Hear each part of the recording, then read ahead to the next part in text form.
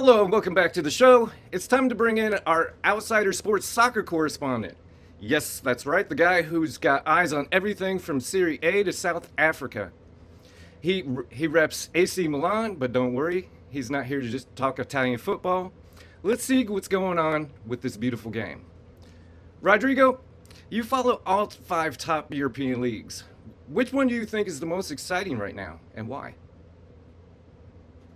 Thanks for having me. The most exciting league right now is definitely the Spanish league. The general consensus typically is that the English Premier League is a more exciting one, just because of, in my opinion, their marketing and the amount of teams that contest on a yearly basis.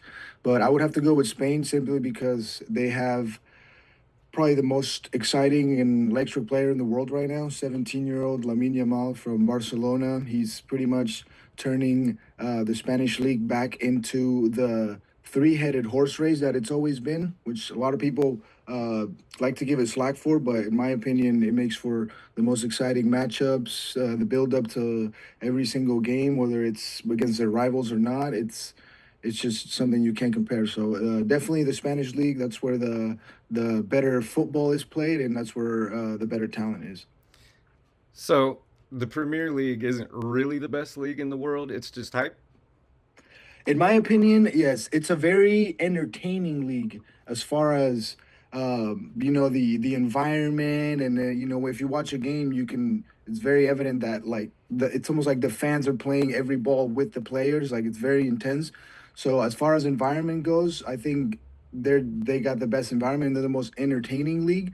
But as far as the quality and just how well the game is played overall, you can see a lot of differences between both of them. And clearly, it's the Spanish league that plays the sport the better way, and they're much more elegant about it. And although the fandom and the ambience isn't necessarily the same, you look at who the best country and the strongest country in the world right now, and it's Spain, and it's for a reason. Whether their players play in Spain or not, they have that culture still in them, and that's why they're the best league in my opinion. Okay, so Yeah. speaking of talent, Mhm. how do South American leagues compare to European leagues? Is there a huge gap in talent? Or are we just not paying enough attention?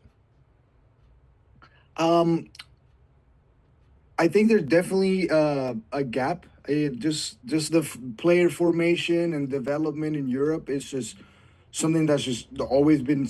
They've just always been so far ahead of the game. I guess because obviously the sport started in that continent and everything, and it's kind of the only thing it's a really the most popular sport in Europe. So there is a gap just because, in my opinion, of the history of it all and where it started. But what South America has over most of all the other continents, in my opinion, is the passion. They're what a lot of players lack in talent in those leagues, they make up for it in passion. So if it's like we were speaking about Malice at the Palace earlier. If you watch South American soccer game, it's like Malice at the Palace every single game or like every other game because of how passionate the players are and how passionate the fans are.